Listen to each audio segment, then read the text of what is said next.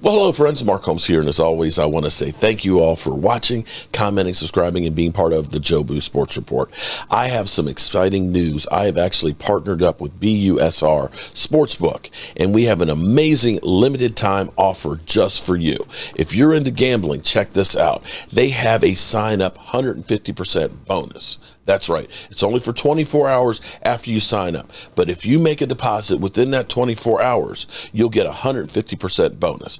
Put in $100, you get $150. Put in $1,000, you'll get an additional $1,500, up to $2,500. Now check this out.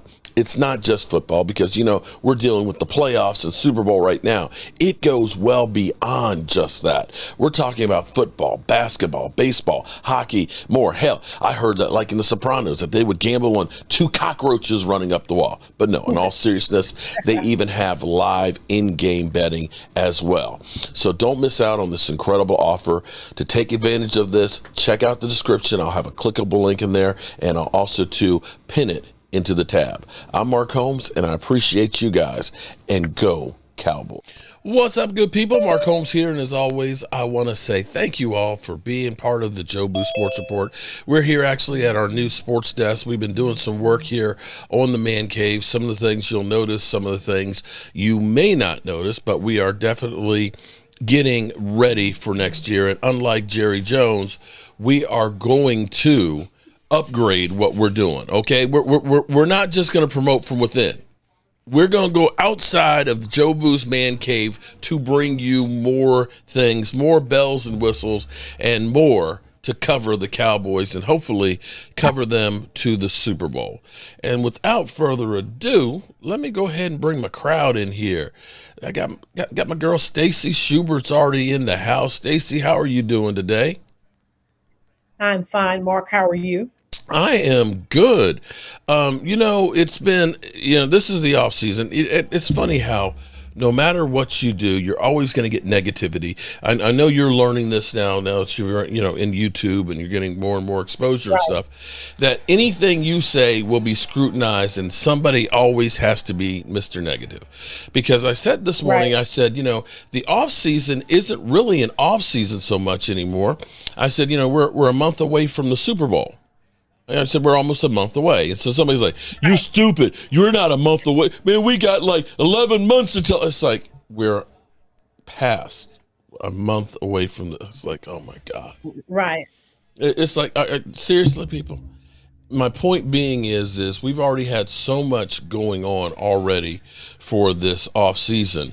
Between Mike McCarthy hiring from within his coaching staff and so on to, Kellen Moore being let go. Now the thoughts and the ideas of the team actually, maybe being a player in free agency. We've got, Zeke, should he stay or should he go? Tony Pollard with a broken foot, will he be re-signed and how much? Will it be a franchise tag? Dalton Schultz. I mean, we've had so much content, and that's even before we get into Michael Irvin. And let me say hello to Edwin Strickland. You got to go ahead and unmute your mic, my man. How are you doing today? And that's before we even get into Michael Irvin, which is a whole, set by itself. And Edwin's working on getting his mic. His mic is still muted. You and I were talking a little bit before the show about the Michael Irvin situation. I don't think that Marriott has anything. Of course they don't. I don't really, in thinking about this, if they had something, they would have cut this thing off at the pass.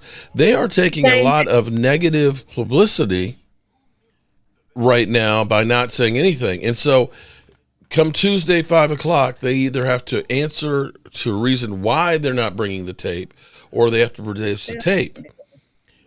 To me, it seems like the tape is exactly what they would want to put out there if they got something, right? They rushed to judgment and they didn't have any evidence. He didn't get the benefit of the doubt. I think, in retrospect, I think that's the case that right now that they figured, okay, we'll just kick him out the hotel and, we're done with this. And, we showed that dude. Yeah. And then this thing kind of snowballed a whole lot more than I think they thought it was going to. Well, I tell you what, Michael Irvin's going to probably own the Marriott Hotel after this, because Mark, like I've been telling you since day one, I didn't like it. Mm-hmm. And if they had anything on Michael Irvin, it would have been released the same day, because TMZ, or as you Mm-hmm. call them, TM sleaze, they pay big bucks Here's for the thing. video. The thing that amazes me is the speed of this already.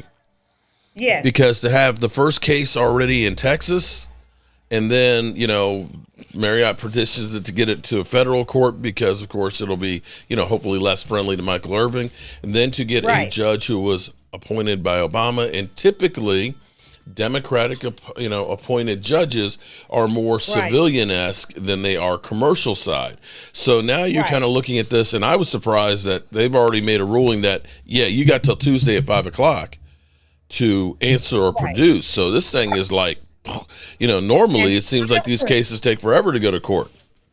The silence is deafening. Marriott's not saying anything. They have nothing, and they're sitting there with egg on their face, and they don't know what to say, because they rushed to judgment because it was Michael Irvin. Had it been Jerry Jones or another NFL owner, seriously, Mark, tell me the truth. Do you think they would have gone to their room, woken them up, and asked them to leave the hotel? Yes or no? No.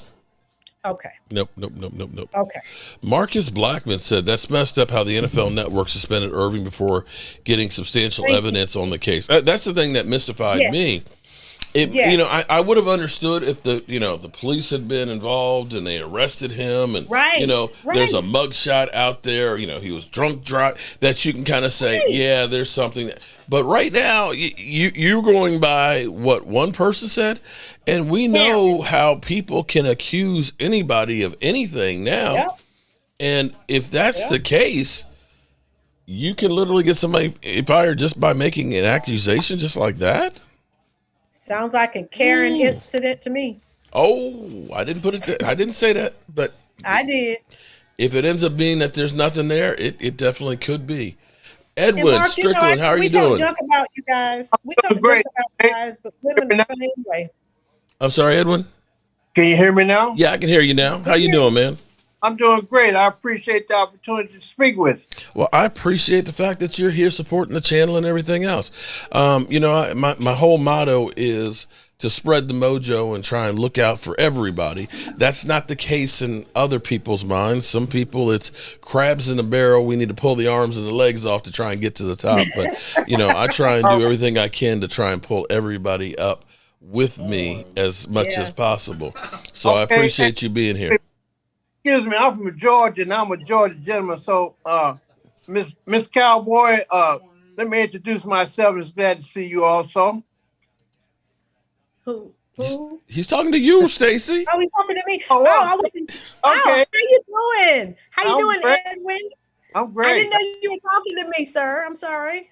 Yes, ma'am. He said he's a Georgia gentleman, and he wants to make sure he introduced himself properly to the lady. I wasn't sure because his voice was in and out. I wasn't sure if he was talking to me. Oh, it's so nice to meet you. Okay. My pleasure. Yeah. So, look, I'm serious. That's exactly what I was thinking about. I was like, I'm a Georgia gentleman here, and I need to introduce myself to the lady. And Stacy's like, oh, me? Oh, are you blushing there, Stacy? Oh, okay. It wouldn't be the first couple that has been hooked up on this channel, with, of course, with Mike and da-da-dunt, da-da-dunt. Damn, Gina. Okay. Let me give a shout out to everybody that's in the chat. Alicia D. What's up, Alicia D? How you doing? Lady Libra, Dallas Cowboy for life. What's up? I got to address something here. I've got a love-hate relationship with some of the people that are here. And you know what I'm talking about. I'm talking about Eagle fans. Twiz Digga. I literally set up the stream about 12 o'clock today and went out and did some stuff, came back about an hour later, and there's already comments there from Twiz Digga. He's been gone out, he's fed the animals and everything else. And, he's making fun of us and talking about, well, you guys lost to the Commanders, to their third string and stuff. And it's like, yeah, in a game that was meaningless. You're right. But, those who live in glass houses shouldn't be cast as stones because y'all lost to them too, right? That's right. And I believe you lost to the Cowboys. That quarterback that you guys keep telling us that is ass, Twiz, that Dak Prescott sucks. It's amazing how if you take the last 3 games that Dak Prescott's played against your team, against your defense, that he's averaging like 42 points a game. He's literally put up a 40 burger or more the last 3 games against you guys. Any thoughts on that from anybody? Anyone? He's got their number. Oh, there's Miss Hot Sauce.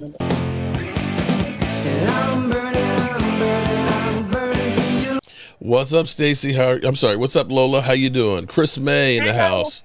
Marcus Blackman. Game Time Brian. Shout out to Game Time. Game Time, I'm surprised you're not up in here because Game Time, him and I have started working on something new here, which is like point counterpoint, where we're taking different sides of the equation. And last week we were talking about whether or not Zeke should be staying or going. And that's actually one of those questions that I'll ask you two, what you think about Zeke, you know?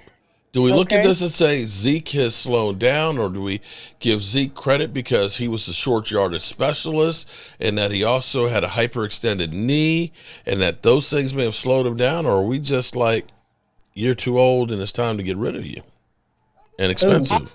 I see Zeke like Muhammad Ali. I want to see him go out on top. Right. Because of the money. And I think the Cowboys, if they showed loyalty and respect for Zeke, they would offer him some kind of coaching job. Mm-hmm. Okay. So I like to let Zeke go draft. I have a high expectation on Tank Bigsby. Mm-hmm. He's a big dude, and he can hit the hole like Zeke used to on the goal lines. And he also has a little speed. And we can get him in like, I think he's projected at 83. Mm-hmm. And I think we should take a fast receiver with 26. I like the guy from North Carolina. And then trade 56 for like three or four extra picks. And then pick up Tank Bigsby. Okay. But I think they should take a coaching position. Emmanuel asked, do we think we need wide receiver or offensive line? And my response to that is yes. Because, you know, actually, I forgot to answer the question or put this back in there because people keep saying, well, Jalen Hurts, you know, he's got it now, that Jalen Hurts is better than Dak Prescott. But I'm not sure that you can compare the two, what they did last year. Because here's the thing. How many people would you take from the Dallas Cowboys? I mean, take your heart out of it, okay? Take your Dallas Cowboys blue-colored glasses off. But how many players, take out the quarterbacks, would you take from the Eagles over the Cowboys or vice versa? It's probably easier to say Cowboys over the Eagles. I mean, I would take CeeDee Lamb probably over A.J. Brown, but I don't think that there's that much difference in there. Right. I would take Zach Martin at guard. Right. I'm not taking anybody else on the offensive line over anybody else that's on the Eagles. I'm not taking Dalton Schultz over Dallas Goedert. Maybe I take Tony Pollard. So you look at great offensive line, second, third, fourth, fifth wide receivers better tight end, a better overall running game, and you put those things together, to me, it makes the job a little easier for the quarterback. Am I wrong on that? That's right. That's right. Because everybody just thinks that if we just get a different quarterback, we'll get Jalen Hurts results. No. Do you know how much money Jerry Jones has made off? Dak Prescott? That was a 4th-round draft pick. Oh, just being relevant every year and being, you know, good. I mean, we haven't had, with the exception of even that year, with the exception of when he ended up breaking his ankle, we haven't had those really bad years that nobody's watching. We've still had good seasons where we're still in it, in which case Cowboy fans are still watching. Look how many first-round draft pick quarterbacks have flopped. Oh, Lordy. And Dak is in the top 10. And everybody's still complaining that he's the man for all the problems. It's not Zach, man. Help me, Rhonda. What's up, Rhonda? They need to. And Gina Dallas Diva. Everyone. What's up? Mark, I think you need to get a T-shirt that says "Coaching Matters" because I totally agree with you. Oh, that's another issue. Yeah, you definitely need a T-shirt. Coaching now, if Dak had, I even go back to the year 2016 when we went to Green Bay with a better coach, Dak and the team would have won that game against and a better defense. Now, let's be clear. We couldn't stop Aaron Rodgers for, 40 seconds? We couldn't, but again, that's where you tell your guys don't score. You run the clock down. Better coaching, what you call that, situational coaching. We could have won. I have never gotten that game out of my mind. That game, Dak had 304 yards and 3 TD passes. Oh. And it's like, well, Dak can't win. Coaching. Good Lord. But, I always get this whole, and I won't even get into the graphics that they usually put behind them about what they say as far as me and Dak Prescott and everything else. But, that you're just always sucking on. It's like, no, dude, it's like you don't recognize that, the funniest thing I have, it's game time. What's up, game time? The funniest thing that I hear right now is how everybody is falling all over themselves. Hey, no worries. I'm sorry. Over Derek Carr. Right. Okay, he could be a first ballot Hall of Famer. That sounds like, Carson Wentz has got a Hall of Fame pedigree. What? What the? Oh, no. Derek Carr. That's what they used to say. But Derek Carr right now, you heard the Jets literally say, if he comes here, he could be a first ballot Hall of Famer. So you're telling me he's going to win 2 Super Bowls? I think they were talking about Aaron Rodgers. No, they said Derek Carr. That was crazy. That was nuts. They you're said going to be a Hall of Famer. Okay, so to me, he'd have to win like 2 Super Bowls. But I guess if you won 2 Super Bowls with the Jets. But here's the thing that's funny. This is where I almost find it comical, because take Derek Carr this year with Devontae Adams, one of the best wide receivers in football, right? Josh Jacobs, who rushed for 1,600 plus yards. Hunter Renfrow was his number 2 wide receiver. And tight end. Who's the tight? Darren Waller. And Darren Waller. Are we saying that guy didn't have weapons around him and he failed? Had the weapons. Put those weapons in front of Dak Prescott and let's see what we do. That's right. I mean, we got Noah Brown, Clifford, aka Clifford Franklin. I apologize, Noah. It's no disrespect here, okay? Listen, I'm just a YouTuber here in my mama's basement, so don't, with jokes, okay? So don't get mad. Don't get mad at a brother here on it, okay? But you understand what I'm saying. You got that kind of firepower. He got benched and left on the roadside by the Raiders, but now everybody's talking about how great he is. If he's great, take a look at the numbers in comparison between the two. Dak has almost averaged in his career a whole touchdown more, averages more yards of completion, has a better quarterback rating, and this guy has got tools galore. So how is it that Dak Prescott's been put on notice that he's going to be replaced, and Derek Carr, you'll be a first ballot Hall of Famer if you come to New York? He's not that quarterback. It's just because the Cowboys are such a phenomenal team when it comes to the NFL. They're a dynasty, and everybody just hates on them no matter what they do. Well, everybody realizes it's not so. I don't know that it's hate. Because, quite frankly, you need to love the Dallas Cowboys because you're getting paid because of the Dallas Cowboys. Totally. Absolutely. You know that if you were to talk about any other team, I mean, here it is. You've got the Kansas City winning the Super Bowl. Is anybody saying anything about Kansas City, the Super Bowl champions? No. Was anybody talking about the Rams last year after they won the Super Bowl? No. Anybody talking about Tampa Bay the year before when they won the Super Bowl? Every year it's the Dallas Cowboys and Dak Prescott sucks. Well, okay. What about Josh Allen? Crickets. Okay, Josh Allen, he had weapons.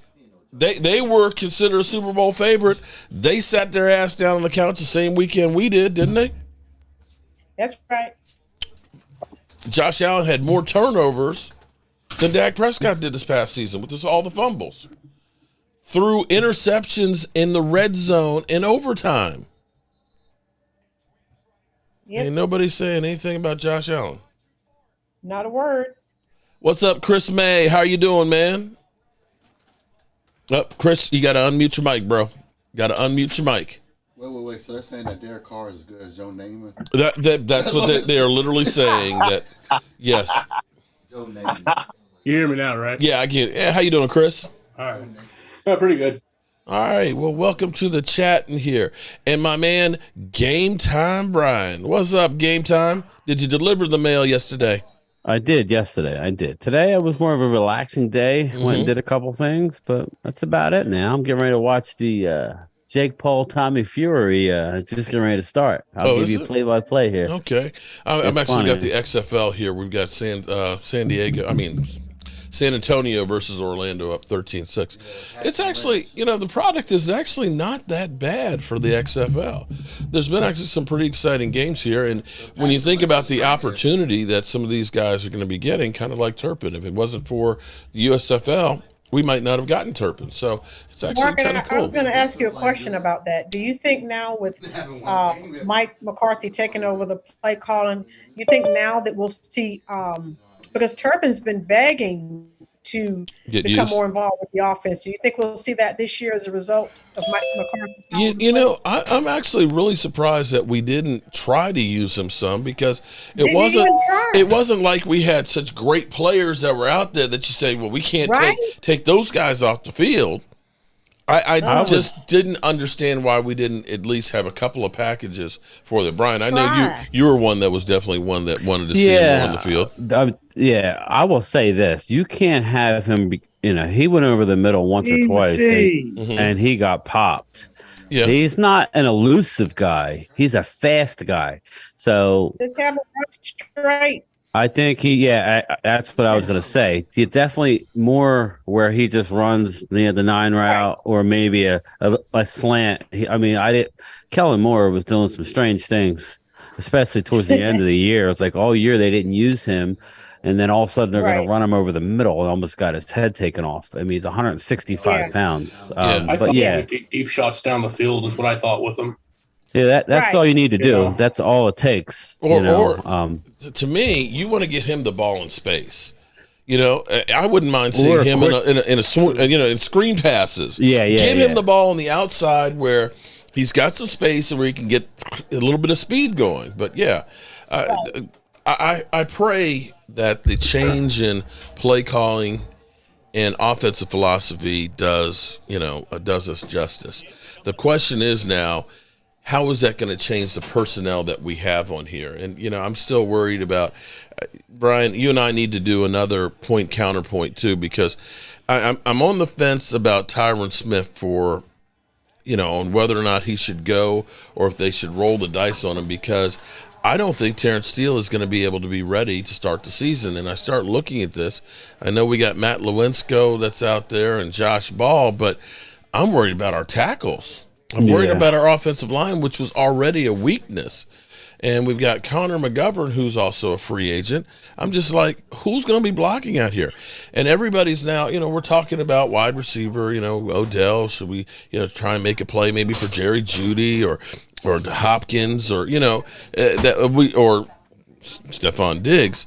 But the reality is, if we don't get the offensive line to be able to do some things, it doesn't matter who we have out there to catch the football if our quarterback is on his ass. Well, Steele has an extra year left, doesn't he? Who's that? Steele or the left or right tackle Steele. He still has like a year left, right? No, Steele, I think he's a free agent too? I think he's a free agent this year.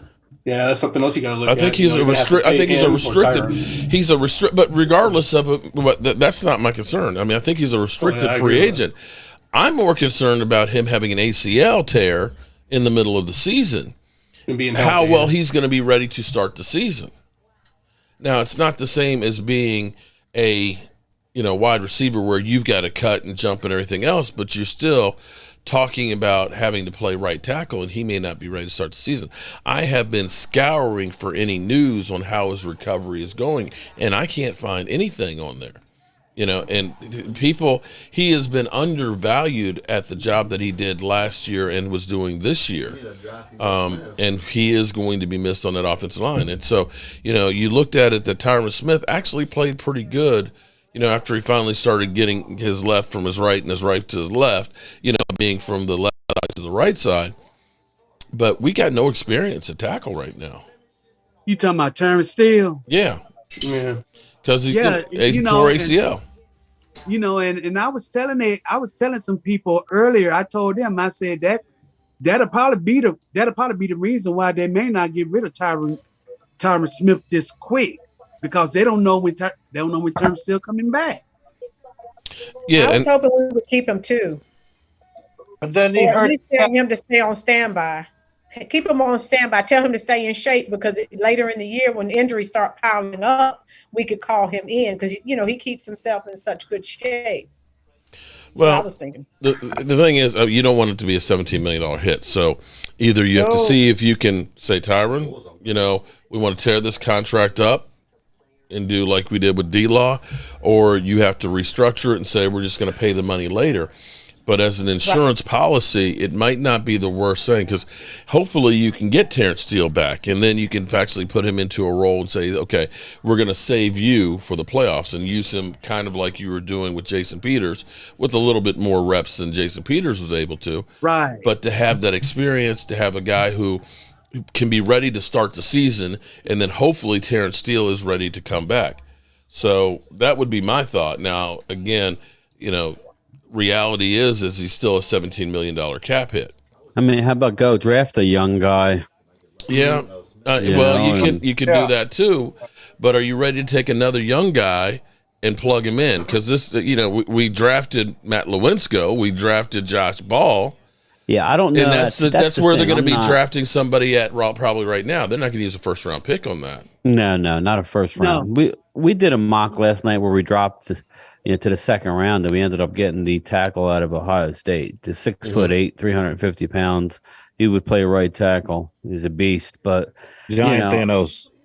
Yeah, I don't know. I mean, that's who we did, but I agree with you. It's a tough situation. Like, without knowing the status of Terrence Steele, and there's no way to know at this point, we're kind of in a tough spot to really maybe bring Tyron back for 1 year. I don't really want that. That's where I think it is. Don't we need a right guard? Mm-hmm. A right guard? No, we got Zach Martin. Okay. I think he meant left guard. Left guard. No, then who's the right tackle? Right tackle was Terrence Steele, but it ended up being Tyron Smith after Jason Peters, because we lost. You're going to want another option other than Steele, regardless, because you don't know how people are going to come back with what I'm saying. Repaired knee, even if he's good to go for camp, which I'm thinking he's going to be. But you need a backup plan. We have a lot of bodies there. I just don't know if any good. Well, let's go and if he played the right side. I know he played the left side. Mm-hmm. They were happy with him. We don't have any depth on the right side, do we? No. Unless we bring Jason Peters back. But he's supposed to be playing left tackle, wasn't he?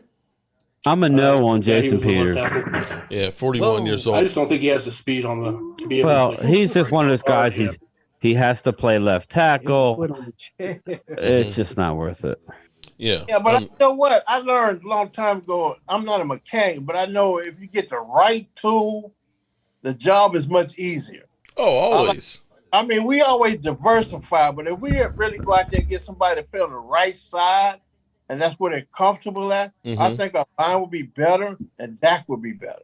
Well, that's the thing the Cowboys always do. They're like the mad scientists where they draft a guy and say he can play multiple positions and things. But sometimes you just need a right tackle, okay?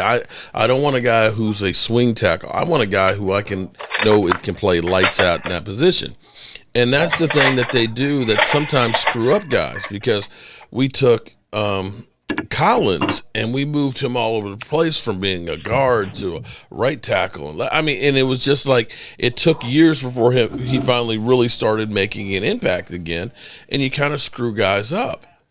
But I worry about the offensive line because, as good as the season that Hurts had, you have to look at it and say he had a great offensive line in front of him. He had great weapons out there as well. And the problem is we only have so many picks, and we cannot go into a season and say our third-round drafted wide receiver is going to make up for Amari Cooper. Well, How that's did that why work I say we need a speed guy, a guy with speed, and then later on in the picks we can pick up maybe a 6'2", 200-pound receiver. Yeah. But we don't have any speed. Yeah. Now, the one thing that may go into our favor is by going to a West Coast offense. This is going to be Dak Prescott having to be under center a lot more than he's been before. But it's predicated on getting the ball out fast. So you don't necessarily have as many of those deep routes that are going, and it's more of a zone blocking style as opposed to just a man-on-man. So it may be beneficial to have a younger guy out there who can move. And that's the thing that you need as far as the tight end is you need a tight end who can block and catch. And that's where I don't know that Dalton Schultz is going to fit the mold for. Well, I heard Dalton Schultz. I heard Kellen Moore was talking about trying to recruit Dalton Schultz. Well, that's possible, of course. That always happens, that coaches always want to bring some of the guys that they're familiar with that know their system and stuff. That wouldn't be a stretch whatsoever. The reality is are the Cowboys going to pay what a tight end is going for these days? We're talking about $14 million a year. And are we looking at saying that he's worth $14 million a year? I think the two backup tight ends would replace Schultz. I do too. Well, that would be a Stephen Jones thing, because we believe in our own guys. We know what we got with our own guys, and we can do something. I'm okay with doing that as long as you're upgrading in other positions. If we do like we did last year, where we believed in our own guys and we knew we had problems on the offensive line, we knew we had problems at linebacker, we knew we had problems at wide receiver, and we didn't really address any of them. It's amazing that we actually did as well as we did, and I don't think people take that into consideration. You didn't look at this team and say this team was stacked. What I thought we had linebackers. What's wrong with Cox? Well, he's been a unicorn. You haven't seen him. He's always on the injury report. Yeah, he was injured his rookie year, leg injury, and then it was kind of spot duty. Now, Damone Clark surprised everybody even getting on the field. Most people didn't think there was going to be a chance coming back from having spinal fusion surgery. He actually played well in the spot duty that he was playing. He may end up being able to take another step for us. Van Der Esch, of course, they'll probably end up bringing back because that'll be kind of a value move, and they know him, as opposed to Bobby Wagner. I'm looking at why don't they put a man name, the star? Why don't they take him off defense and put him back at linebacker? You mean Micah?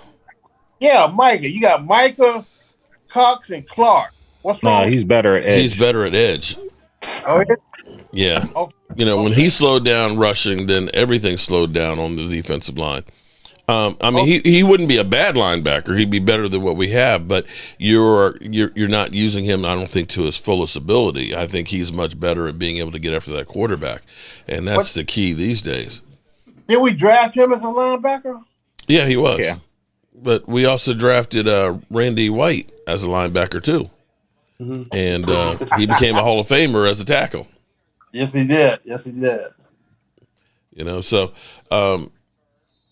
what you did in college doesn't mean anything when it comes to the pros. So, we've seen him be able to dominate games as a defensive end, and I don't think I want to change that too much. I would rather upgrade the linebackers. Anthony Barr wasn't bad. He just was not anything special coming back from the injury. The thing that bothers me about the Cowboys is we're always looking for a scratch and dent pile. And Right. Anthony Barr was coming off a knee injury. We signed him at the end of training camp, so he's got no work with us. He's still recovering from an injury, and we expect to be able to just plug him in. I wish that was what hurt us. Yeah. We brought him in too late. Yeah.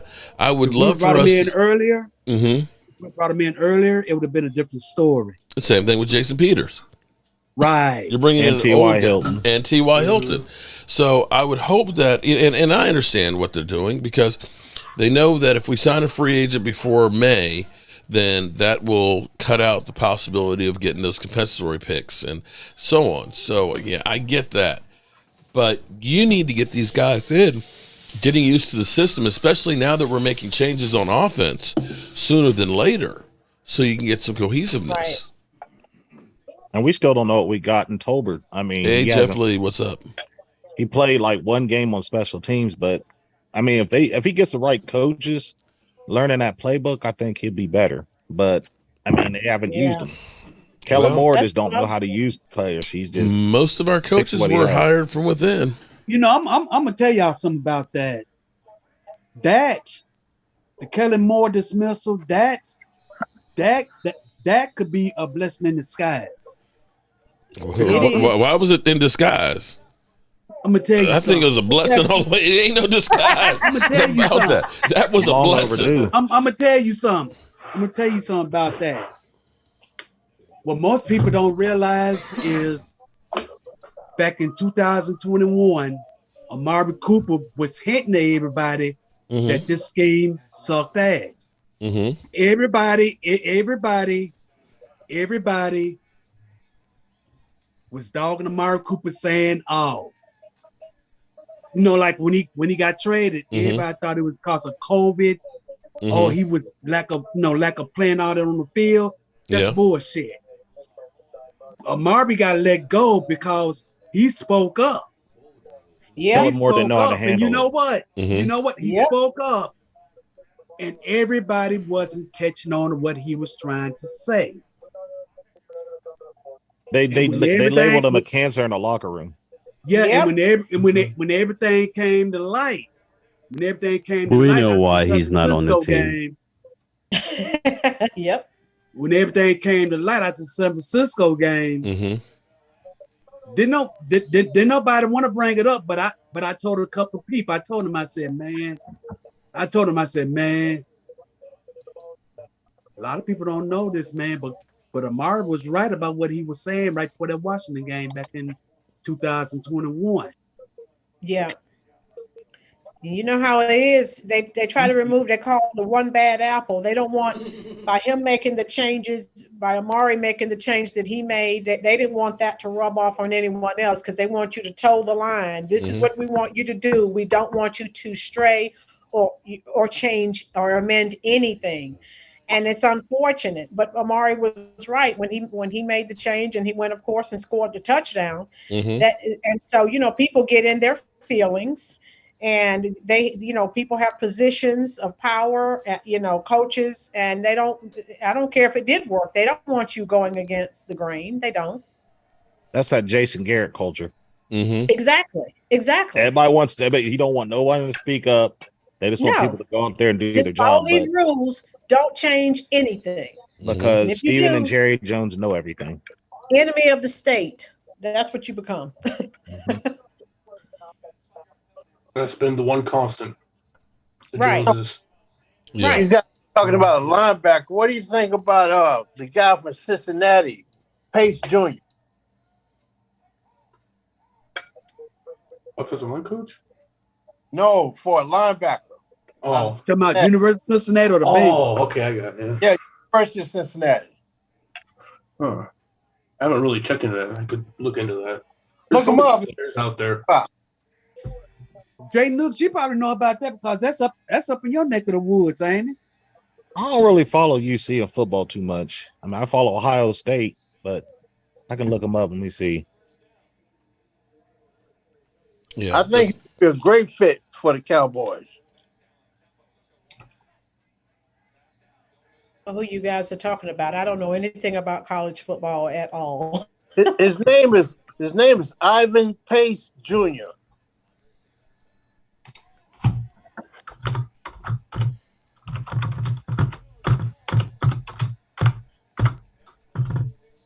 I see a cornerback, Ahmad Sauce. No, wait a minute. He's already there.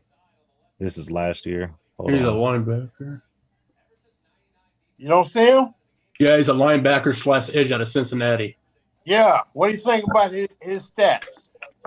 I'm checking right now. His weight, his size. Let's see. His weight is 239. Yeah. He's 6 foot. Yeah. Middle linebacker, you think? Yeah, they're 71%. Thrill Taylor is like ability at Kellen 88. Moore leaving is the best move of the offseason. Run defense at 81. His coverage skills are that of 70%. They have it at. Pretty good The dude. Trevon Projection Carter? is in the 5th round, though. 5th round. Yeah. That's his projection. Yeah, his projections for 5th round. So what pick is 99? Is that the 4th round or 3rd round? For us, Third round. pretty close to it, like third, Late late third. third. 3rd round, yeah. I would pick him up at 3rd round. If not him, I would get Williams from Tulane. But I like his size and his speed. Now depend on if we get Bobby Wagner or not. That's true. Do you think Dallas will try to sign him now? No. You don't think so? Not It for just depends on how much money it's going to cost. Okay. he I mean, wanted if what it's the price is right, yeah, I can see him signing Right. him, but he you know wanted. what Catboy is. Didn't he want? Yeah. I say between 6 to 8 million. No, he wanted 10 last year, didn't he? Yes. We were talking about Bobby Wagner. Yeah, he wanted. Yeah, 10 last- he's not getting that. He's going to have to come He ain't for getting less. No, he's. You're going to see if he comes to Dallas. Hopefully, it'll be like maybe something a 3-year deal. But you know what that means. It's all about the guaranteed money. Maybe give him, 12 million, 13 million. But here's the thing, though. guarantees, But something like that. Here's what's crazy, though. Okay, the deal that they signed. When you hear 5 years, $50 million, you look at that and say, "Oh my God, that's way too much money." But the way it was, the first year was $2.5 million was the cap hit. The second year was $12.5 million, which of course is a bigger jump. But take a look and think about that. 2 years, it's $15 million for Bobby Wagner. That's $7.5 million a year. And the thing is had the Cowboys even signed that deal, they could have used him for 2 years for $15 million and gotten rid of him at the end of this year, if they had to, for $5 million.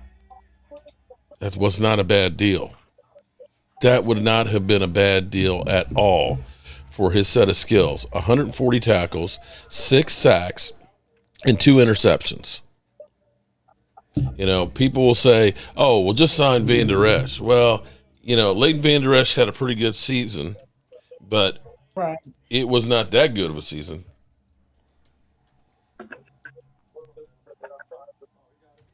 Let me pull up his numbers real quick. His numbers. Leighton Van Der Esch, 90 tackles, 1 sack. Now, granted, he was only a $2 million cap hit, but and also was injured for part of the time. Bobby Wagner don't miss time. No. Exactly. Yeah, but the $1 million question is, why did the Rams all of a sudden let Bobby Wagner go? They end up because money. Because they're over the cap. They're in cap hell, and they have to unload. Bobby Yeah. Wagner wanted out of there because he weren't a Super Bowl contender anymore. Yeah, and that's the bottom line Well, is they won It their was, Super Bowl. yeah, well, I'm hearing that, well, they're doing Bobby Wagner a favor. They're not doing Bobby a favor. They're doing themselves a favor. Mm-hmm. The bottom line is they've identified that they're not a Super Bowl contender. They're going to unload a bunch of people. So why keep a guy? Why? Which is why they're looking at Ramsey, possibly to trade him and get rid of some of his money. Also, I'm hearing that Jalen Ramsey wants to get a new contract, too, if he gets traded. So the value on that trade's going down and down the more Ramsey talks. Because if you got to pay him a lot, you ain't going to give up a lot. Yeah, that's true. And so with them being about 20-some over the cap and not having draft picks because they've given away their number ones forever, for Matthew Stafford and Ramsey and everything else, they're looking to get some draft compensation and say, we have to reset the clock and start all over. And I don't know that Matthew Stafford is going to be the one. I mean, Matthew Stafford has taken a lot of hits over the years with the Lions. Right. We saw how broke down his elbow was this year. And he is a guy who benefited from having a great team around him. People don't talk about the 17 interceptions and the pick sixes he had that Super Bowl season. They didn't win that Super Bowl because of him. Let's be clear here. That's another quarterback I compared to Dak, and I would rather have Prescott. Well, you've got you've got the Dak haters say, how dare you compare him to Dak Prescott because he's got a Super Bowl ring. He didn't win that Super Bowl ring by himself. Yeah, look how long he's been in the league, and he was at Detroit. He didn't do anything. He had a team behind him. See, we heard from injuries, man. Offensive line is always hurt. The D-backs always hurt. Linebackers hurt. When we get healthy, we're a phenomenal team, I think. Yeah. Speaking of injured D-backs, Byron Jones. We as fans love to watch football, and we have no problem telling people that, he's a bum, get rid of him and everything else. But we have no idea how much these guys put themselves through with the pain meds and the shots. I mean, you think about, Pat Mahomes literally getting his ankle twisted like it was, and literally, he went and got that thing shot up at halftime and back out on the field. These guys are messing up the quality of life after this. And as we've seen with Damar Hamlin, you're risking your life out there. Hearing Byron Jones run and jump anymore, is that what he was saying? Basically, he's retiring. He said, he ruptured his Achilles in 21. They thought he was going to be ready to start in 22, but it's still not right. So it's been going on a year that he still can't run and jump from when it was supposed to have been healed. Mark, that post is trending so high on Twitter right now. Years ago, Joe Montana, if you guys remember, even before we were talking about CTE and concussions and all the other health ailments that come with playing in professional football, years ago, I don't know if any of you have seen that interview with Joe Montana. And he says if he had it to do all over again, because he says he can't even get out of bed in the morning. And again, this was years ago, before all of the, CTE and concussion protocol and all of that. So, it's been around for a while. It's like the pink elephant in the room. Well, it used to be no one would say anything about it, but now it's just out in the forefront. But I'll never forget that because I always loved Joe Montana. When I was a that kid, on 60 Minutes, that interview? I'm not sure because I was in college. I was in college in the 90s when I saw that interview, and I you know how it is. You watch things, but you're not paying that much attention. I'll see if I can find it, but that was several years ago. Yeah. He talks about just him. If he can get up and get out of the bed in the morning, that's a miracle. But Brad Johnson was like that. Now Brad Johnson is younger than I am. Brad Johnson, only a couple of years after being out of the NFL. You'll remember he ended up having nerve damage from a shot at his neck where he said literally he only had about 10% of his gripping capacity. But his kids were saying to him, and this was like 6 or 7 years ago, that, Dad, Grandpa gets gets some moves around better than you do. Dang. And so, and this is, at least pro football players, some of them at least have been paid, but you have college guys that have been screwed up permanently Amari in playing Cooper's at the football. game down in Dallas. Oh, that's nice. That was the biggest mistake. Biggest mistake there. So the big question will be will the Cowboys continue to do what they always do, which is, bargain basement, El Cheapo, and do nothing?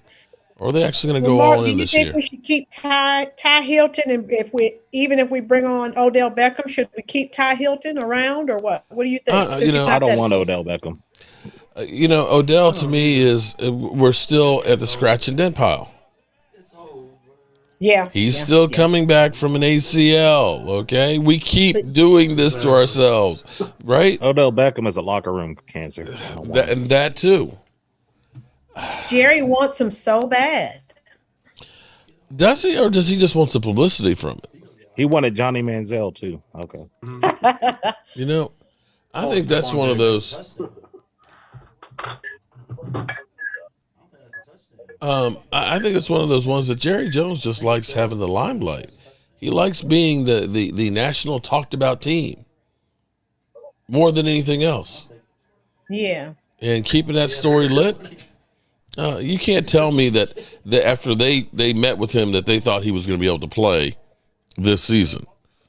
But they kept playing it up that, we're working on side. Come on, that was some bullshit you fed us. That's like the C.J. Stroud story, okay? That's just some bullshit, okay? That ain't happening. It's the silly season. You know that, Mark. Everybody's going to link themselves to the Cowboys from here until the draft. So. Get the big payday. Yep. And at the end of the day, all he got was nothing. Well, crazy. The clock is ticking right now. This is what's tough about being a Cowboy fan. I think the off seasons lately are really hard to be a Cowboy fan because we got to listen to it every day. Oh, hey, I'm going to Dallas. Oh, yeah, I would consider going to Dallas. Well, Dallas, or you hear Hopkins is training in Texas. Everybody's linked to it. It's hard, man. And they don't do any big moves. They just wait and wait and wait. It's like we can't wait this year. We need to be proactive and identify our needs before the draft so we can actually take the best player available. Maybe they'll get Tolbert going. Maybe, Mike can get him going, Different coach. Maybe he'll make it simple for him so he can understand at least where he needs to line up so he won't be flagged. Yeah, that's what I want to see how Schottenheimer uses him. Yeah, that's what I want to see. Because Schottenheimer, he's upgrade from Kellen Moore. Thank you. Exactly. That's his dad total upgrade. Kellen Moore, he was just handpicked by Jason Garrett. Oh, well, we see. I mean, he was like, I see a lot of him and me, so I'm going to make him our offensive coordinator. So. Right. Mm-hmm. Well, we need a change there anyway. Well, I think a change of offensive philosophy just to make teams have to at least, study some film on us as opposed to just saying, oh, they did that shit last year, so we know how to stop it. Will be an improvement. I mean, we literally had players out there. Well, we just watched film from last year. We knew they weren't changing anything. When people say, it's like, damn, you just really just insulted the hell out of me. Damn. I know. You're right, Mark. You're right. For me, here's what I've learned. Whenever I hear somebody say, because I remember a company that was talking about, we've been such and such company, we're the oldest one out there and stuff, and people basically should bend over to us. That shit don't mean anything anymore. Things change. No. There are a lot of Fortune 500 companies that thought that we will always be here that aren't here anymore. And, as we go through and we see how things evolved. I mean, Earl's Video thought that they were the thing until, Blockbuster. And Blockbuster said, shit, we the king shit there. And now it's Netflix. And Netflix is about to be replaced by somebody else. So if you are not evolving, if you are not changing, if you are not giving people something different, You're not going anywhere. You're going backwards. You know, why do you think I'm in here redoing my studio and things and trying to create new stuff? You got exactly because you get old and you get past. You can't wear the same outfit you wore 20 years ago and think it's still cool. You know, yeah, you got to change your clothes, everything else, or you're going to look like everybody's just going to think you're an old man or whatever. You mean like you mean like when dude got out of jail and I'm going to get you, sucker? Mm-hmm. Okay, he knew he was styling with his platform shoes and the goldfish fish aquarium shoes on, and his pimp hat, and everybody cracking up. What the hell is this? And unfortunately, that's the Joneses. You're gonna be like a vampire, waking up 20,000 years later. Right? What the hell is going on here? But I just hope that we are actually going to try and make some moves. And the thing about it though is it's a double-edged sword because the Eagles were so successful with it. It seemed like they had the Midas touch that everybody that they got worked out.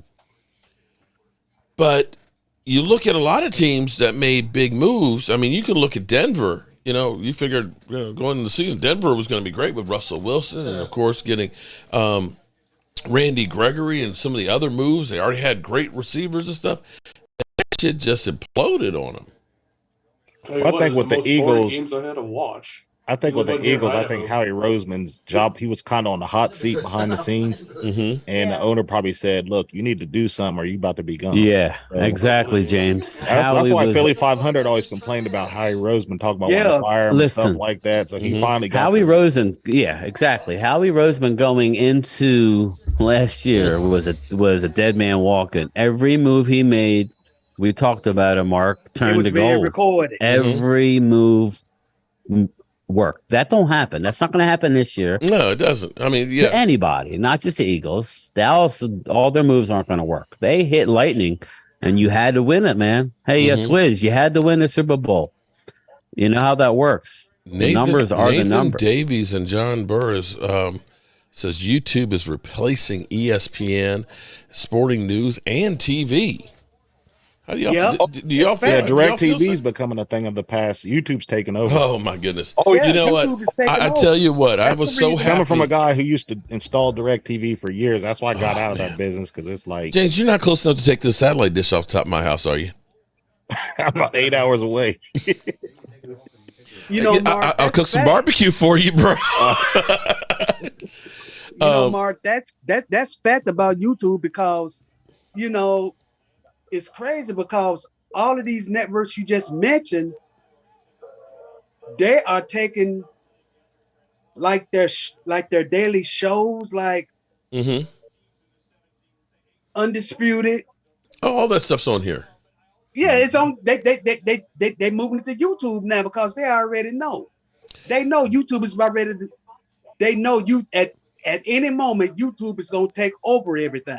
Well, it's kind of like I remember telling my wife years ago when Netflix, which is basically kind of like videos, video stuff that was already there. And I can't remember the first show, but I was remembering when they finally were going to be producing. I said, Tracy, watch Netflix is going to be the next thing that comes. And so as you look at this and you see, it's almost like the floodgates are now open, that everybody is coming through here. People recognize that the cable box is like a phone landline. Yeah, Netflix weren't they the first ones that? I didn't even realize this because I was got a smart TV at my in-laws because they've gotten rid of. They only have a couple cable boxes and stuff, and so I got a TV, and I was going to go ahead and put on the streaming stuff, but I was like Roku TV.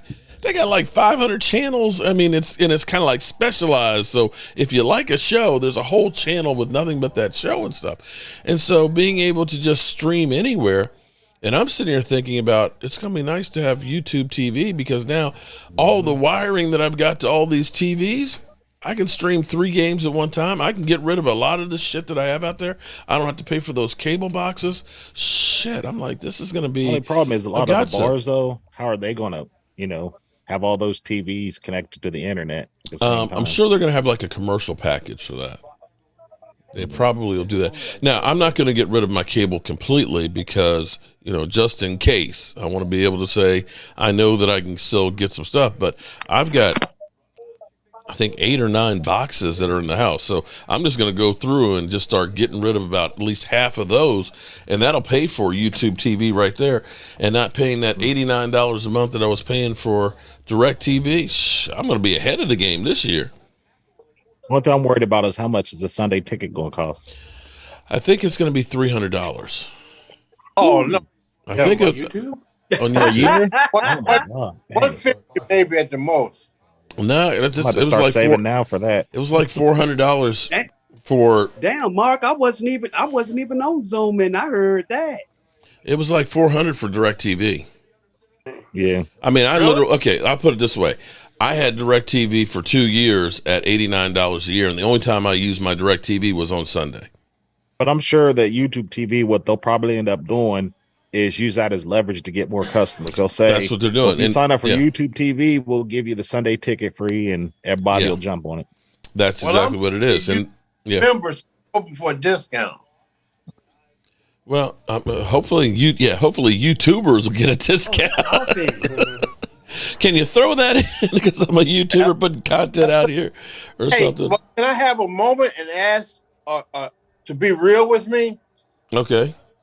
I'm gonna be real with you. The Eagles suck. I'm expecting too much from the Cowboys because if you look at it, just like we look at Dak and all the other quarterbacks, we, except for New England, Pittsburgh, and San Francisco, when have they won a Super Bowl? How long has it been for them?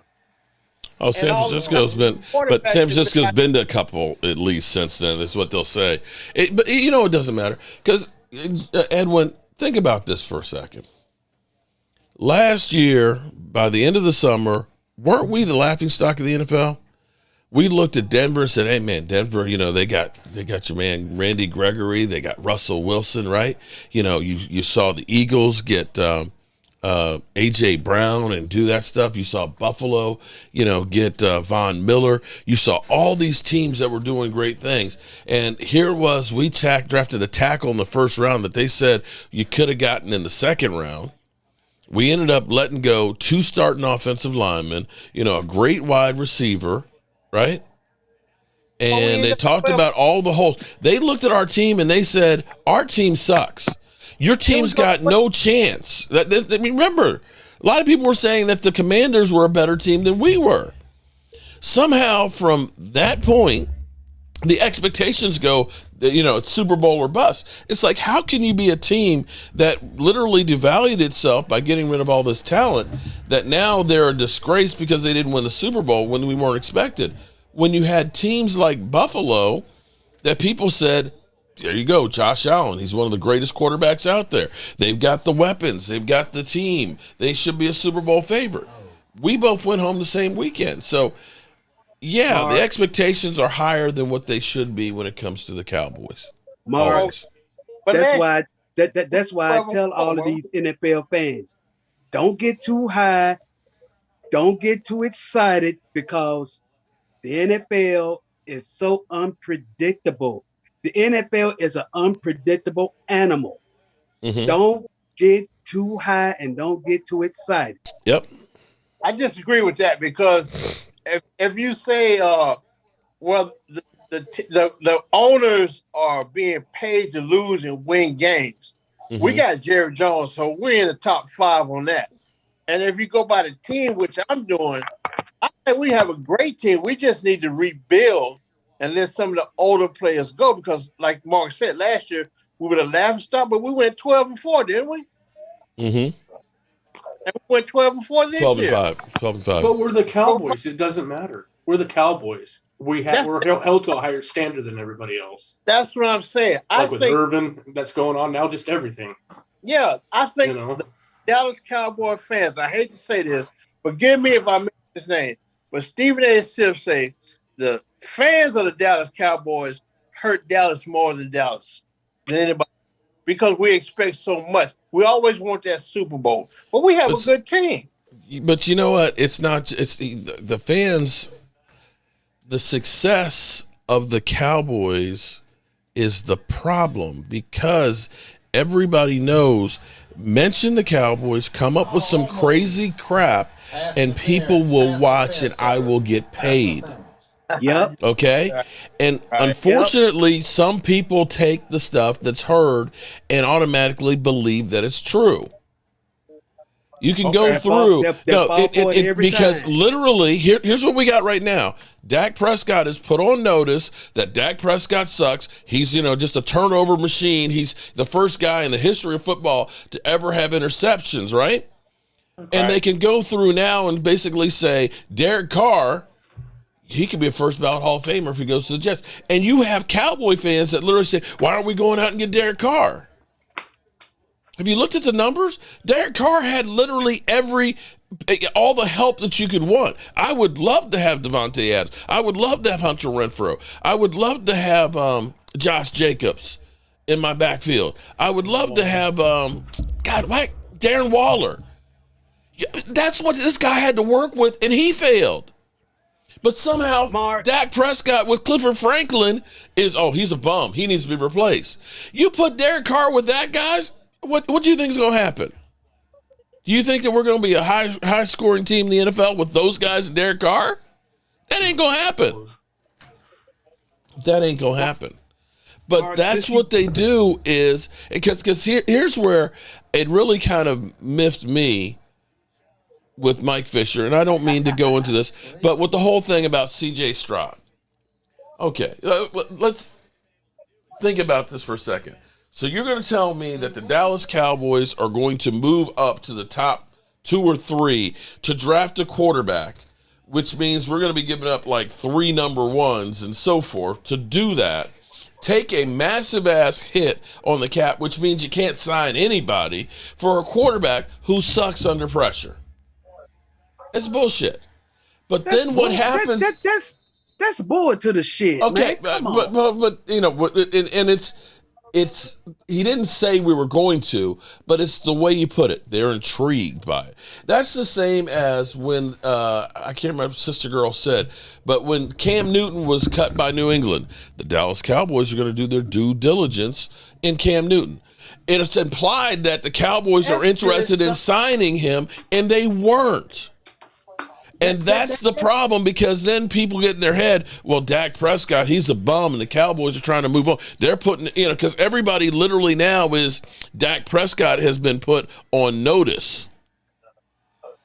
That's just some bullshit. Bum ass news reporter trying to make up a story, trying to get some money in his pocket, just want to payday. Oh, don't call Mike Fisher a bum ass reporter. Come on, man. No, Mike cool. I'm talking about Skip Bayless. I'm talking about these other bum ass reporters. Oh, okay. Gary, shout out to Garrett, becoming a super fan. Appreciate you, bro. Stories. No, but Mike is cool. He's cool people. I met Mike down in Arlington a couple years ago. But now I'm talking about these other reporters who come up with these crazy ass stories about, so and so may be going to Dallas and all of that. I'm like, man, get out. Ed Warner. Well, see, the thing is everybody took that Mike Fisher saying they were intrigued. I ain't calling out no name. Well, no. Here's what too. I like her. Here's what they did. No, but here's what they did was they took that as an indication of the Cowboys are putting Dak Prescott on notice. And so now they've gone through and basically said, the Cowboys have told Dak, you're on notice that if you don't perform this year, you're gone. Yeah, right. That's bullshit, man. Yeah. Like I said, as some bum ass reporter coming out with some bullshit. Yep. Parcells called them fiction writers. Yep.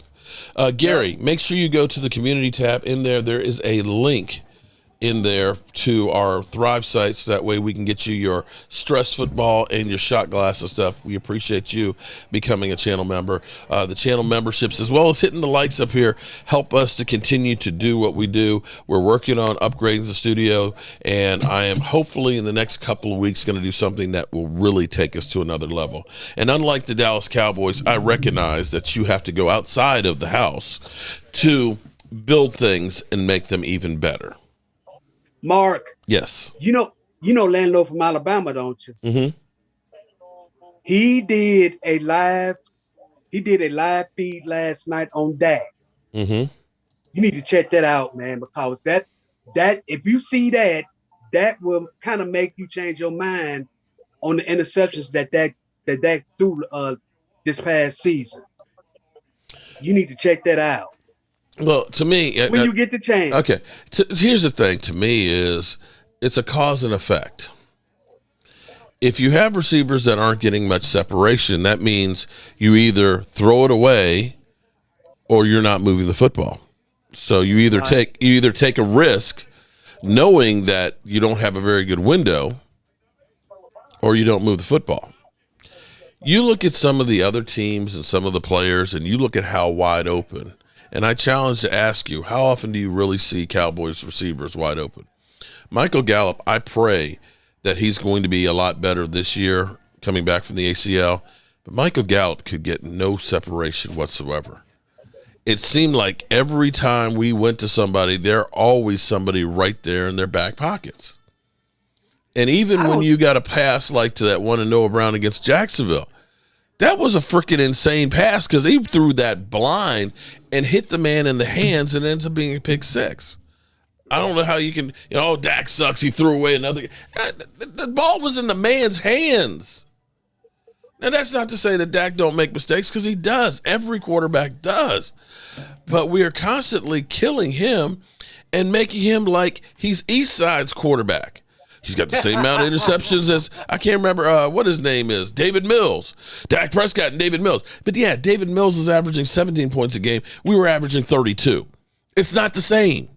You can't have it both ways. You can't say Dak had a horrible year and he had nothing to do with us leading the league in scoring for the time that he was a starter. You can't have it both ways. So is he suck, or is he, I think it was a down year for Dak, and that's pretty good when you still lead the league in scoring. He's still averaging 32 points a game. Right. As opposed to, people that say, we should go ahead and go back to Cooper Rush. 21 points a game.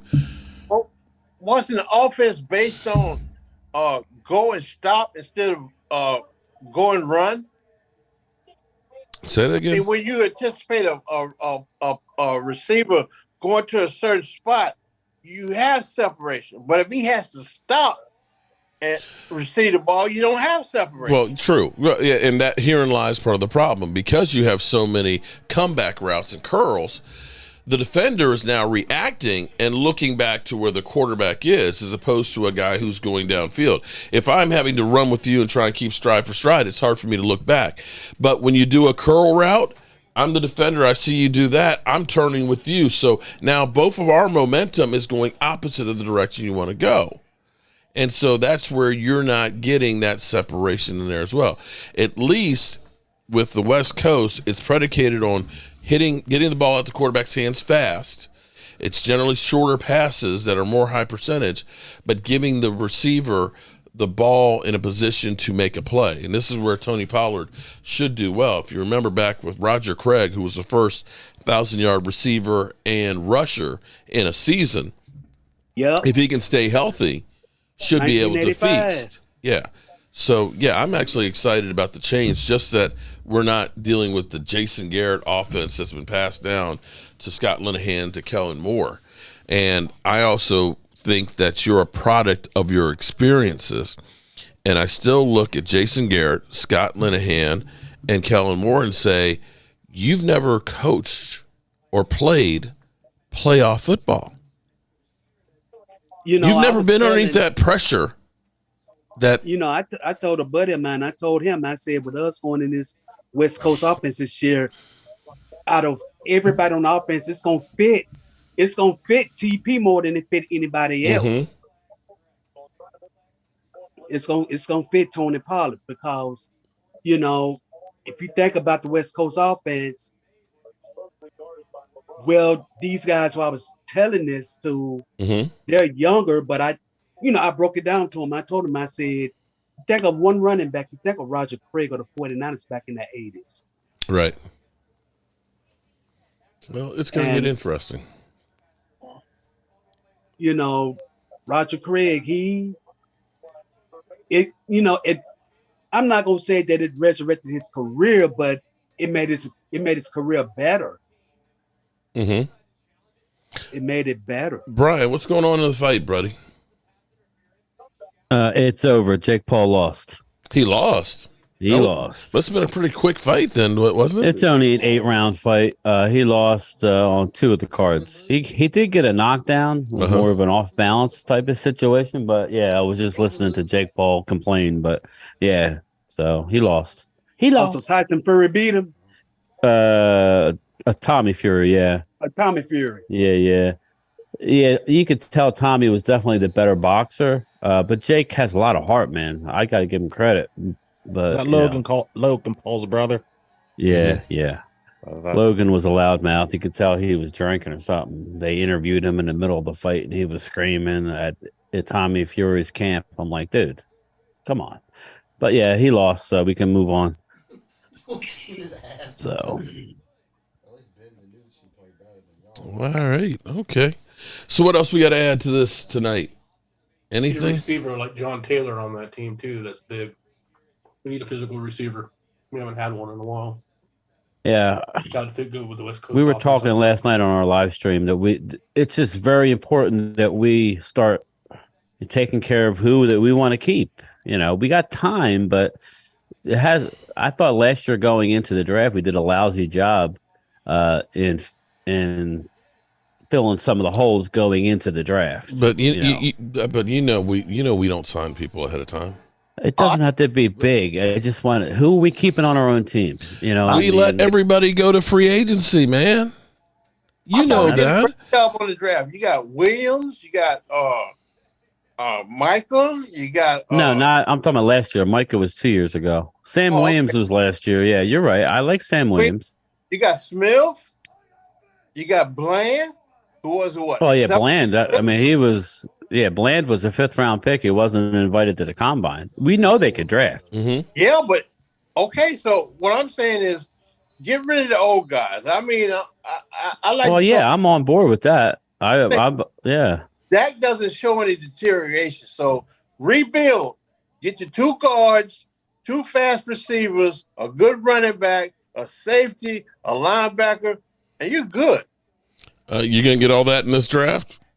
Yeah, see, this is the pitfall that we end up doing every year. The draft isn't the end all be all. You have to supplement the draft with going out in free agency, not paying the highest, but going out and getting a couple positions. That's our problem. We either hit a home run in the draft and not add any good free agents, and we come up short, or you crap the bed in the second round most years of the draft, and then you know what I mean. It has to be a combination. So if you take your 26th pick and get you a good receiver, I would not take a receiver at 26. I would. I'm talking about a speedster. And there's only one guy, and it's Jalen Hyatt. Listen to me. You trade your 56 picks and get like 3 or 4 third and 4th round picks. You go out and get another speed receiver like from North Carolina. I think his name is Dale. No, Dell is his last name. Here's the problem: most receivers, that's like one of the worst positions for you to come in and have an impact is receiver. It's hard to do. I would go out and either get Hopkins, trade. And then I agree with you. I would go out and get some offensive tackles, get some cornerbacks. I'm ready to go young, like in our secondary. We don't need quarterbacks. We need a safety, 2 speed receivers. Lewis is gone. Brown is gone. And Diggs, Lewis is going to be released. Yeah. And Anthony Brown is gone. Yeah. And we have Diggs on the last year of his contract, who may be a holdout if they don't sign him. You need to draft a cornerback, either just as insurance for Diggs or an added to Diggs, because Bland is not an outside corner. He's a slot corner. I'm just saying, I think that first pick is going to be a cornerback / offensive guard. That's what's going to be. Remember the Cowboys' philosophy, though. They like to, in the first round, get the best prospect at a position. of need. Yeah. So, when you're looking and saying, okay, cornerback, you're not getting one of the first ones there. They're going to be, you're going to be 3 or 4 deep in there. It's not going to be quarterback. It's not going to be left tackle. Okay. So Texas, I would take him in the first round. Who? Johnson from Texas. Oh, Bijan. Oh, no, Robinson. No, I don't know. Yeah. I've been doing a lot of drafts, and there's plenty of cornerbacks at the 26th spot that we could take. I'm not saying, I'm hoping Torrance goes before us because I don't want Osiris Torrance. He doesn't fit into the West Coast. I think I was telling Phil because I was kind of high on him until I started seeing him. I think you'll see at the combine that the guard out of Florida is not going to have a great combine because he doesn't move real good in small areas. And I think we're going to the West Coast, Mark.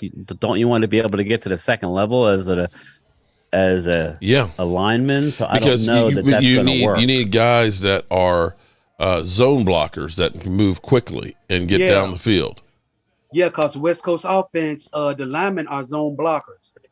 Yeah, so it'll be interesting. That's why I was saying, Edwin, that I just want to identify who we're keeping. Are we keeping McGovern, or are we letting him go? I mean, and you, we could say let him go, but they're going to make the decision. I'm hoping that we know going into the draft. No, normally we keep McGovern, but I'm saying get that right side fixed because we got Smith.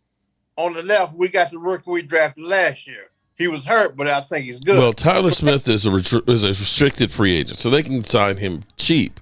But the problem is will he be ready to start the season? Will we be looking at? Will he be looking at a Michael Gallup type return? I mean, that's a real possibility. Going to get a long-term deal. Prepare yourself. Oh, we know that, but that's great down the road. But he may not be ready to start the season. But they're not going to invest a high draft pick at right tackle. That's all I'm saying. They're going to go out and get somebody as a stopgap until he's healthy. That's what they're going to do. If you sign Terrence Steele to a 5-year whatever it is deal, he may not be ready for a couple of months. They're not going to go use a first-round pick on a right tackle. Right. They're not going to do that. I agree. That's all I'm saying. We're talking about the 26th pick. You go guard, you go corner, you go receiver. That's probably there's really only one receiver I even like there, and all I was saying was let's identify what we're doing.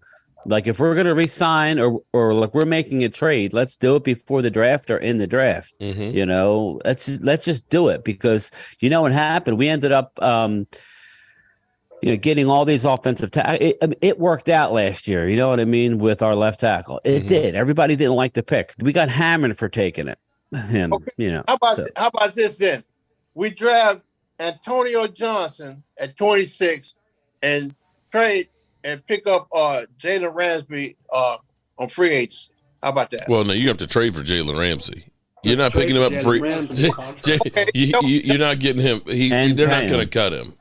Don't we have what do you call potentiatory picks? The comp picks, we'll have like 2 4s and a 5, or a 4 and a 5 and a 6, something like that. Yeah, we got 3. 2 of them, and hold on. Let's be clear here. Your comp picks. No, actually, you can't. No. You can trade them now. They changed the rules. You can. Okay. But Jalen Ramsey, they're not looking for a 4th, 5th, or 6th round pick. They're looking for money. They gave up 2 number 1s for him. They're not giving him away for that's great in theory that you say, oh, we'll just get him for that. Oh no, that's not going to happen. Come on. Wishful thinking, guys. I'm not as good as you guys, but no. Listen, there is no. We're all on the same page. We want them to do stuff. It's just, I would like them. Normally, years past, they do, like whether we agree with the moves or not, they go out and you fill all these holes. It doesn't mean we like who they get, but you need to have bodies and holes. You know what I mean? You need to. It didn't sound good, but you need to. Get a guard. Are we keeping McGovern or are we letting him go? If we're letting him go, then a guard all of a sudden is a glaring need. If we go out and trade for a receiver, I'm hearing Cooks' name come back up. I'm hearing Brandon Cooks again. So, all right, if we make that trade and let's say we give up a 3rd, well, then we know we're not taking like a first round receiver. You know what I mean? That's why I said let's let that play out. But if we're looking at it right now, they're probably going to take a corner, or they're probably taking a corner, or if Torrance is there, they're probably going to take him because the guards in this draft are not good. The tackles are good. The guards after Torrance goes way down. There's only a couple. Hey, Ace Robinson, how you doing? It's like fourth round. This is the earliest you would take another guard. So it's pretty weak. I haven't seen it this week in a long time. So, you know what I mean? It'll be interesting to see what they do because I want us to go with the best player. We lucked into Micah Parsons. You know they wanted both of the cornerbacks. You know that. We didn't get Micah because they were eyeing up Micah. Those two corners went right before us, and then that's when we made the trade with Philly. They got Devontae Smith, and we got Micah Parsons. So. Because to be quite honest with you, the Giants wanted Micah Parsons. They did. And then they wanted he had Devontae Smith, and we screwed them. So it is what it is. So if that's our option, I would rather take a guard in the first round. If Osiris is there, he's. I think you'll see. This is just my opinion. This weekend's the combine. I think his stock will drop a little, but he's still going to be the best guard on the board. Yeah. But I want to be in a position to take if Bijan Robinson is there at 26. He's a top 5 talent. If he's there, you have to take him. He ain't going to be there. Yeah, I think he's going to be long gone. You think so? But for years. I'm just saying, I want to be in a position to pick the best player. Yeah, I see what you're saying. That's all I'm saying. Let me say hello to Ace Robinson. How you doing? Your mic is muted. Hey, Mark. How you doing? You know how this is going to play out, people. They're going to take something that we don't want or something that they're going to fill a need. You know, it is what it is. So, Brian, what do you think about Steve Avila? I like Steve Avila, and he's more of a third-round guy. So that's what I'm saying. Baylor, ain't he? Yeah. He's a smaller guy, but I do like him. You know what? Law Nation was talking about him last week. Hey, Thomas. He fits better. He fits better in the zone blocking scheme than Osiris Torrance, but he's not a first-round guy. And here's the problem. We pick at the end of the round, so I may say, well, he's a third-round guy, but he may not be on the board when we pick in the third round. That's what I was thinking. I was thinking that he go between 3 and 4. Between 3 and 4. Any projected a second round? Well, if we wanted him, we probably would have to take him with the second round pick, only because we're at the end of the third. Our pick is almost a third round pick. Yeah, that's why if there's a lot of guys on the board that we like, I know it's. I mean, like a lot of people don't want to hear this. I would trade back to the beginning of the second round, you know, somewhere in the late 30s, trade away the 26th pick to get another third round pick or get 2 2s, whatever, you know. That's what I'm thinking. Then because you always have those grouping of guys that everybody wants, but we only have one pick in the second round and we miss them all. You got to remember, in the first round, there's only probably 15 or 16 first round grades for players. So whoever you take at 26 is a second round guy.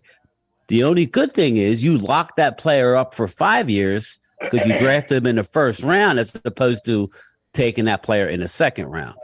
So that's the numbers. That's the advantage of having a first round pick. You get one more year where you hold that player's rights. Right. So do you agree to trade the 26th pick and get like pick 35, 75? Well, you'll get like 35 and something in the 50s. You'll get a 2 and a 3, something like that.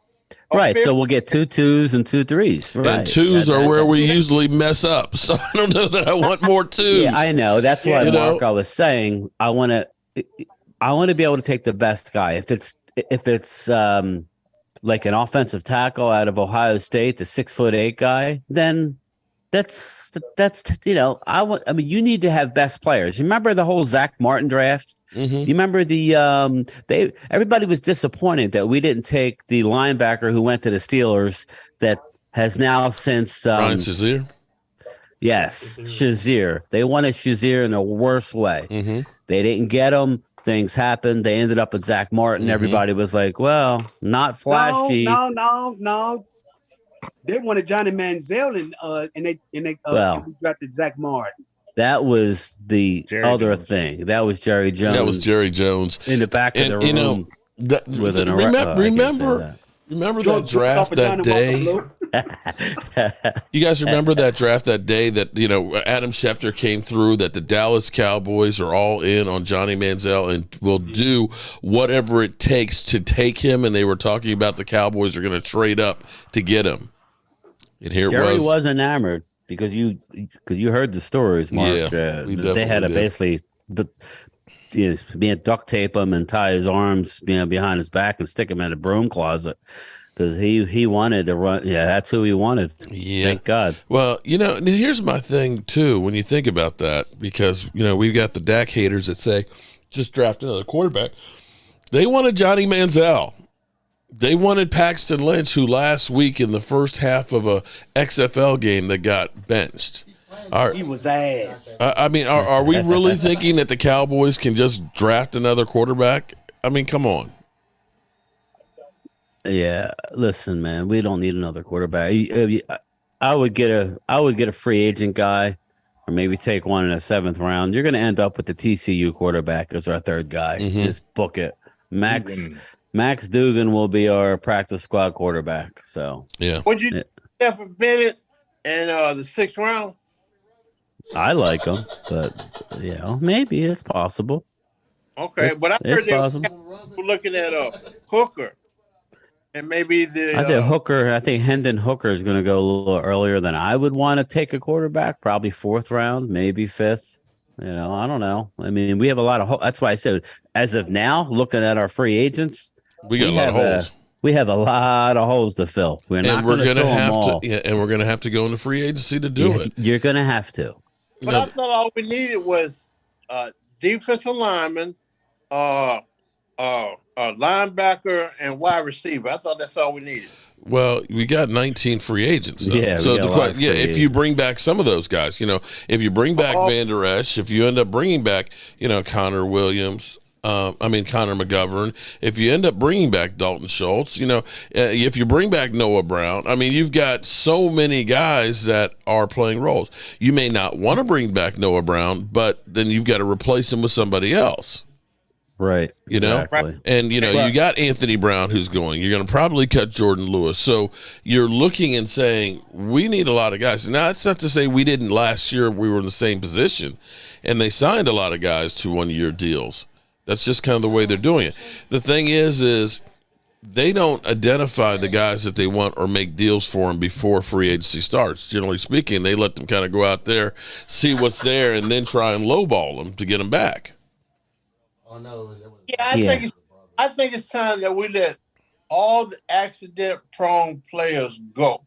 Well, you brought up a good thing, Edwin and Mark. You guys brought up some names.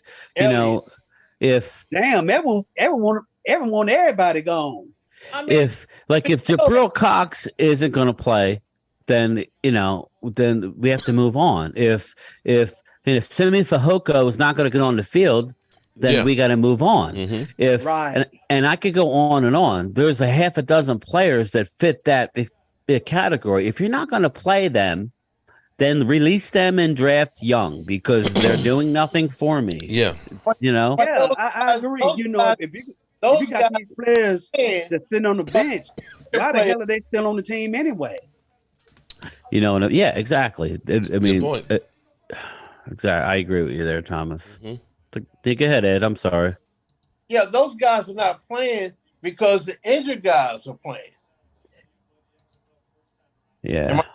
Well, I just don't think they're good enough. I think they're not playing because they're not good enough to play. I think we had Jalen Tolbert out there and he couldn't line up on side. Yeah. And now, just real quick on Tolbert, he did the same thing. He was a slow starter in college. His rookie year in college, he caught 4 balls. Mm-hmm. So it's like, I really think he's going to step up, but we can't assume that we're going to go with, I like our coaching. I like the player. He's got talent. We think he's going to improve and progress. But we can't, as of right now, we can't say he's going to be in our top 4 rotation. He couldn't get on the field. He might, but he might not. So we need to go get somebody. I was just saying, like Donovan Wilson. I really want Donovan Wilson back. Okay, if we don't sign Donovan Wilson, then who's going to be that in the box safety? I'm just asking you a question. I don't know who that is. Is it going to be? You can't say it's Jaron Kearse because he's all over the place. He's not. So, you know what I mean? There's a lot of questions on this team right now. Yeah. So what about the contractor from South Carolina? I can't pronounce his name. Israel Mukwamu. He stepped up in the playoffs, and he needs to play cornerback. So to Edward's point, we don't need a lot of corners, but just the Diggs situation alone indicates we need at least one. And I guarantee you they take 2. I guarantee you now they take 2 corners in this draft. Not to mention who they sign. You can never have enough corners, especially if we're losing a couple. You saw what happened last year, Ed. Bland came out of nowhere, and that was unbelievable. But we lost. We were hurting when we lost Brown there. It was first.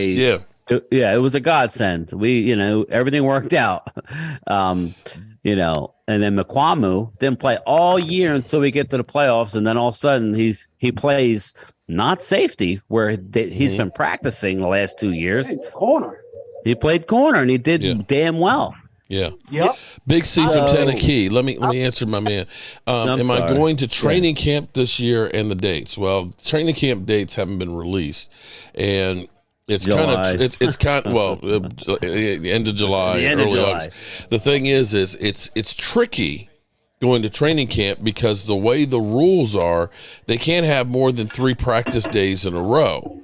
And now they've got them intermixed in with, walk-through scrimmages and stuff. So you have to try to really dial it down to try and get there. It used to be when you go to training camp, you knew that they're going to be practicing like 5 days in a row, 2-a-day practices, and a scrimmage in the weekend.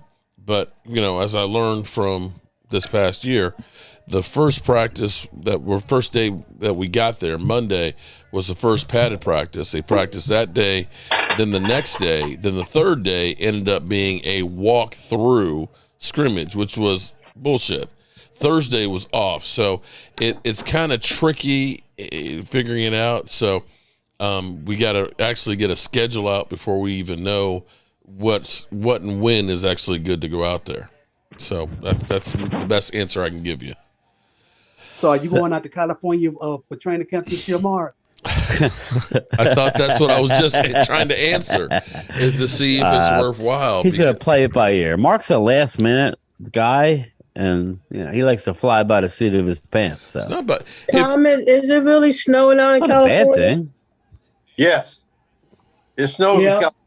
Northern California. Yeah. No, not just Northern California. It's snow in Southern California in the mountains and things down there. There was snow on the Hollywood sign yesterday. That's crazy, isn't it? Yeah. There's even snow in Florida sometimes. Yeah, that's very few and far between. Because I tell you what, the East Coast, man, my plants are beginning to pop up outside here. So I'll take it. It's nice here. Let me just ask you, before we go, I want to get a consensus here. What do you think? Do you think that you want to let? I mean, did you identify who you have to have back as far as our free agents, Mark? Did you guys talk about that? No, we haven't yet. Well, I'm just trying to say. I mean, if you look at say Van Der Esch, Van Der Esch becomes expendable if you're going to go ahead and sign Bobby Wagner. Right. I told Phil, you can't have both. It's one or the other, and I'll take Bobby. But Bobby had 6 sacks. Went to go. But Bobby had 6 sacks and made the Pro Bowl last year. Okay? 2 interceptions on top of it too. Second team All Pro. Yeah. So that's not. Yeah, I'm all for that, and I kind of think that's going to happen. But our own free agents, who until we identify who we're bringing back, or they know.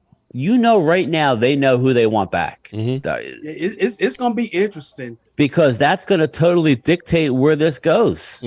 If they lock up a lot of these guys that they think they want and they can and they do what I say and free up $60 million, then that's going to allow them to take the best player in the first round. I don't want them to say, "Oh my God, we don't have a number 2 receiver. We have to go for the LSU or the Kevin Edwards, Tennessee Bobby Wagner was wideout." not in jail. No, he wasn't. And the one thing about Wagner, real quick, he never gets hurt. Now he'll get hurt with us if we sign him, but he never gets hurt. He's steady Eddie, man. He makes tackles, he stops the run. Dude is all over the place. He's a tackling machine. Yeah, so he's a tackling machine, and you can expect for him to make a big play all the time. He I would take him because he's not only is he a future Hall of Fame, he's an All-Pro and all of that. He's dependable. 310 tackles in the last 2 seasons. And don't forget, Van Der Esch has that neck issue. As much as I loved his season, and he saved our bacon this year because you saw how our defense was without him. That neck issue isn't going anywhere for the rest of his career. It takes one hit, and he's out. They said he's been having neck issue. You got Gallup hurt 2 years straight. You got Smith hurt, 3-4 years straight. It's time to let them guys go, man. Well, unfortunately, I think they jumped the gun on Gallup, and I think he's going to be better. I don't think it was Gallup's fault. I really don't. They came back too fast. I think if you ask me, I think Gallup he was rushed back. Yeah, he was. He was rushed back. And LVE, he been having that neck. And that doesn't mean he's hurt. That means he wasn't confident. Yeah, I don't know if it's true or not, but that LVE's neck issues, they say he's been having them issues since he was a child. Yeah, so if you're telling me is it Bobby Wagner or LVE, I'll think Bobby Wagner. Sorry, I mean that's just because. But I will tell you this, Mark: the contracts are going to be similar because LVE is going to demand a decent better price, than $2 million.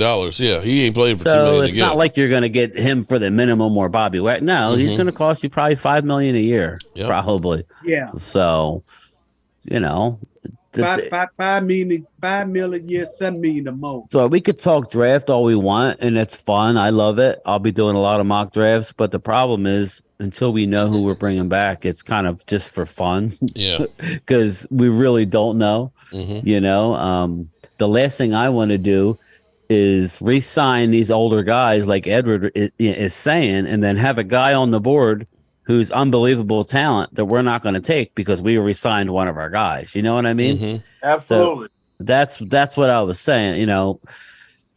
But you do have to look in the first round at our pick.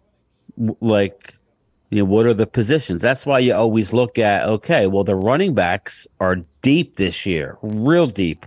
So you don't take a running back in the first round. If Thomas is right that Bijan is gone, which he should be, he's a top 5 talent, then you don't take a running back. And then you know that you could get one in the second or third round and you'll be perfectly fine. So If I know that, they know that. Will McClay is the best in the business. But like you said, Brian, if Bijan and I'm gonna call out another linebacker. I'm gonna call out another running back. Jameer, Bijan or Jameer Gibbs is there. You're gonna have no other choice. I love Jameer Gibbs. Actually, I like him. I can't say better, but I think he's awesome. His speed is incredible, man. It is. What do you think about the guy? Yeah, once he get on an open field, it's bye-bye. Yeah, the Reaper. The Gibbs is just as good to me. I'm with you, the Reaper. The Reaper. That's why I was kind of telling Edward I would like to. Listen, like if you're picking at 26, unless somebody drops, like I was telling James Nooks, the offensive tackle, the right tackle out of Ohio State, the 6'8", 350. Yeah, I understand we don't need a tackle, but you got to take talent. I mean, you got to take him, and you got to, unless somebody drops, I kind of like dropping out of the first round. That sucks if we go to the draft, Mark, but I'll be excited on day 2. That's for sure. Yeah. So, And I tell you, some of these college players in the combine, and I've noticed this. I've noticed that some of these players in the college combine, they drop on purpose. The underwear Olympics, yeah. All right. Well, we're gonna get ready to get up out of here. We've been going on for 2 hours just about right now. my man Brian, we got to get together on another one of those points. Yeah, let me know, man, what we're doing. Well, Just you got to let me know when you are available. I'm available every night, man. We're not going live. We're just going to record something. So okay. All right. Well, let's work on it for tomorrow night then. All right. Tomorrow night or Tuesday night, one or the other. Yeah. All right. Brian, yes. I noticed that Mean Machine jersey behind you. Like that, don't you? Yard. You like that, cool. Don't you?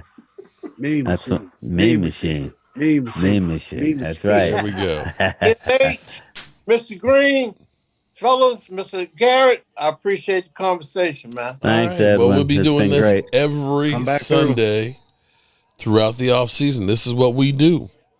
All right. So good people. I appreciate everybody that's been in here. We'll keep up with all the news and stuff. We got another busy week. We've got the combine coming this weekend. We've got Michael Irvin situation will probably be coming to a head by 5:00 on Tuesday. And the team needs to start finding some cap room, and you're going to start seeing a lot of named players that are going to be released. So be ready.